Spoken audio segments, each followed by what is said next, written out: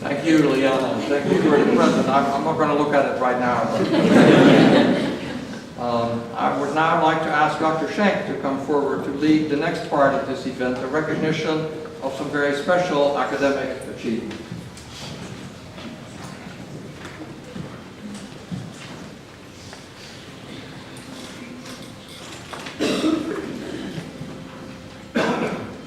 Thank you, Dr. Gisman. Before we hand out the diplomas, I have the distinct pleasure of recognizing the graduates who've excelled in language learning and presenting awards to those who've written the best senior theses and those who've distinguished themselves in academic achievement and public service. It has been a privilege to work with such talented and inquisitive students, and a joy to see them grow, from high school seniors who came to Camp Hopewell in 2012 and tried to build giant poles out of newsprint because it was raining and we couldn't do the fun activities, to college graduates. As Dr. Gisman mentioned, and many of you know, foreign language education is one of the most important parts of the curriculum here at the Croft Institute. Our students are required to study their chosen language. Every semester, they're enrolled in our program, and they all spend at least one semester studying abroad in a country where that language is spoken. Because of all of this, we expect our students to achieve a high level of language proficiency, and in order to test them, we have them take the American Council of Teachers of Foreign Languages oral proficiency interview, a 30-minute phone conversation that includes discussions of culture, current events, and role plays of stressful situations. It's hard enough telling your friend that you borrowed her car and got in an accident. It's even harder to do that in Chinese. Students who receive the highest ratings on the actual scale are able to talk about unfamiliar topics and create coherent, well-argued discourses at the paragraph level and beyond. This year, we have 4 students whose scores on the oral proficiency exam exceeded the expectations set by the Croft faculty. We would like to recognize these students for their achievement, and they will be given a special gift later in the ceremony when they receive their Croft diplomas. As I read the names of these seniors, I invite them to stand up and remain standing, and I invite you to hold your applause till all 4 names have been called. So first we have Annalise Albert, who studied Russian. We have Evan Heitzman, who studied Chinese. We have Katie Johnston, who studied Russian. And we have Leanna Tai, who studied Chinese. Congratulations.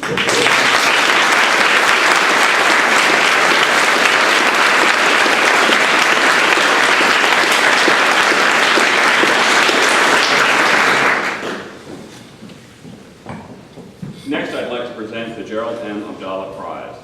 The Croft Institute instituted the Gerald M. Abdallah Prize 6 years ago. It is named for Mr. Abdallah, chairman of the Joseph C. Bancroft Educational and Charitable Fund and CEO of Croft LLC. The prize recognizes a student who has maintained the highest overall grade point average in the Croft Institute. And in the case of a tie, it goes to the student who has the most credit hours. This year, the prize was awarded to Maya Catello, who maintained a perfect GPA over 133 credit hours, which means she got an A in every single class she took here and the classes she took while studying abroad. Maya, please come forward and receive the medal.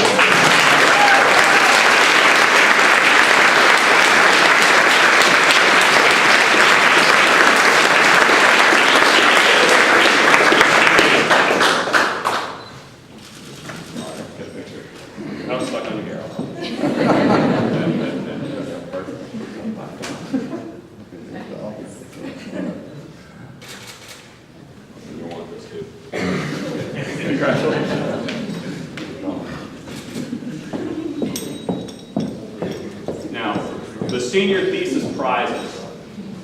The senior thesis prizes and the Bancroft Award, which will be given afterwards, are the oldest honors given by the Croft Institute.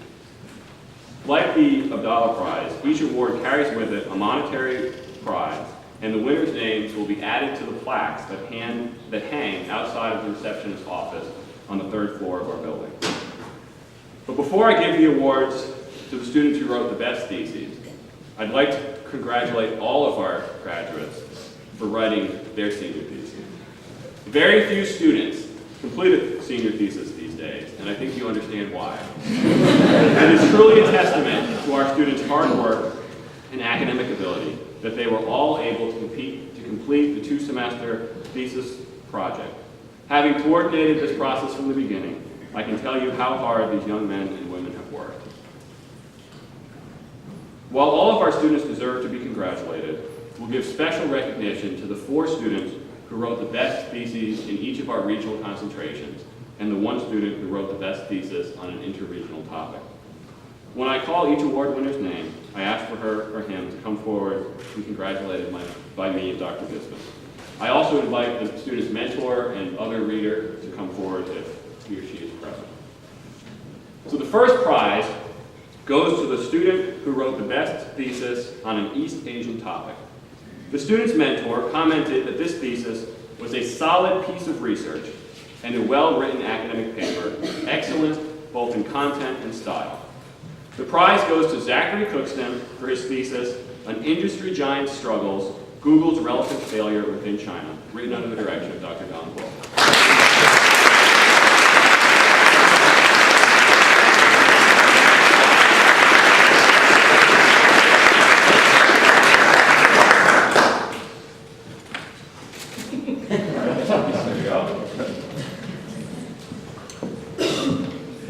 The second prize is for the best thesis on a European topic.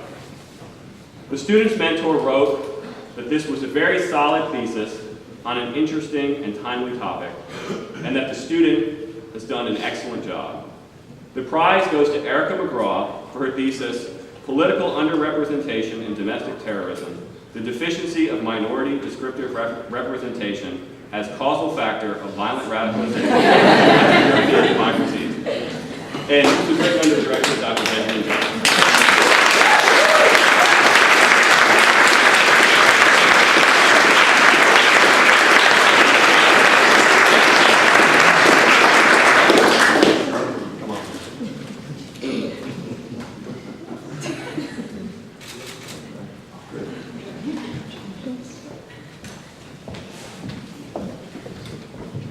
The third prize is for the best thesis on an interregional topic. The student's mentor remarked that this was a masterful thesis prepared by an exceptional student, which is likely to result in at least 1 paper publishable in a peer-reviewed journal. The prize goes to Maggie Hall for her thesis, Intentions to Purchase Genetically Modified Foods in the United States and Germany, the Impact of Consumer Knowledge and Attitudes, written under the direction of Dr. Milorad Novicevic.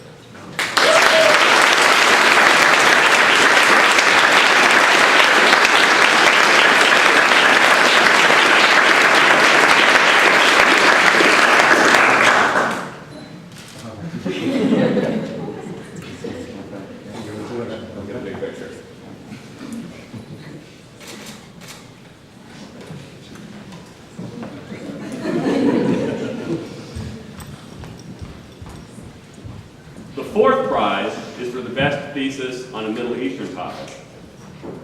This student's mentor wrote that this thesis asks a little addressed research question and develops an original theory answering that question that draws and builds on the existing academic literature. Indeed, it draws on an impressively wide array of literature from multiple social science disciplines. The prize goes to Connor Samganari for his thesis, Their Brothers' Peepers, Ethnicity, Rebel Diplomacy, and State Support for Insurgency, written under the direction of Dr. Yael Zira.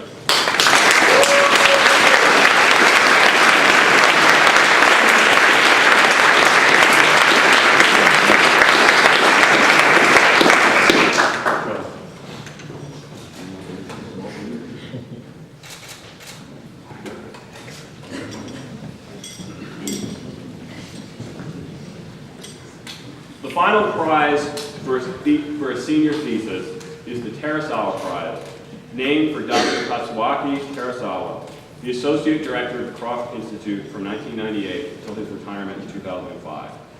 Dr. Terasawa is a respected economist and while at the Croft Institute, a much beloved teacher. As you may have guessed through the process of elimination, this year the Terrasawa Prize is also the winner of the best prize in a Latin American topic. The student's mentor wrote that the thesis is artfully presented, well-written, and makes a unique contribution to the existing scholarship.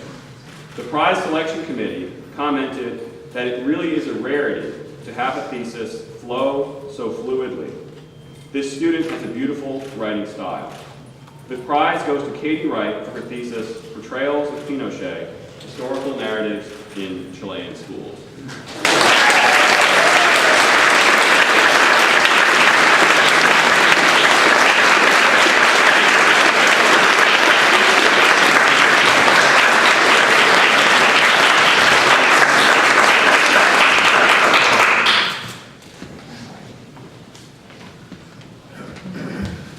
Please join me in congratulating our award winners and all of our seniors for completing their senior theses.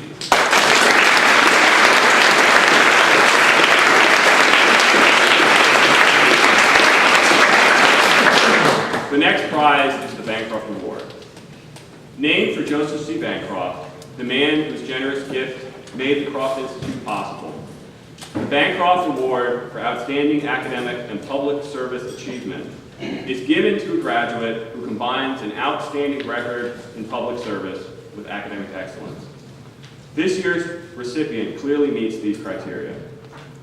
The student has a near-perfect GPA and has served as a Croft Senator, an Honors College Senator, and an Associated Student Body Senator. Among her many service activities, she has volunteered to teach French at the local Boys and Girls Club and has served the university as an Ole Miss ambassador and a member of the Collins Society. This student has also worked to improve the university as a community of learning, petitioning the Croft Institute to develop the Global Health Thematic Concentration, helping to start the Honors College's Student Arts, Poetry, and Ideas magazine, and organizing the TEDxUM last year. As you may have guessed, the winner of this year's Bancroft Award for Outstanding Academic and Public Service is Elizabeth Wick.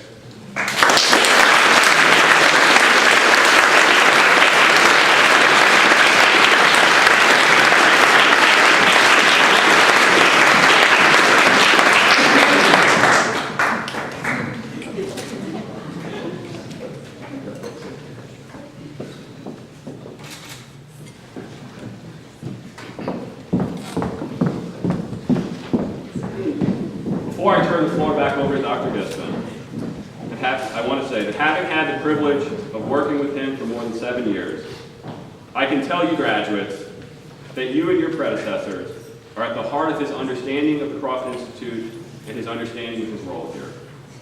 I have seen Dr. Gispen devote his energy and time to you during your triumph and your most difficult times.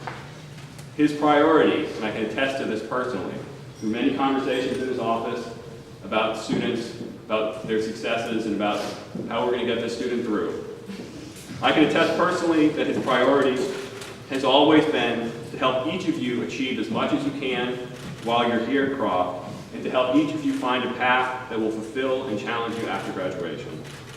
As he moves on to the next stage of his life, I can think of no better testimony to his dedication to our institute than your success and the success of the 259 other students who have graduated since he started as executive director in 2007.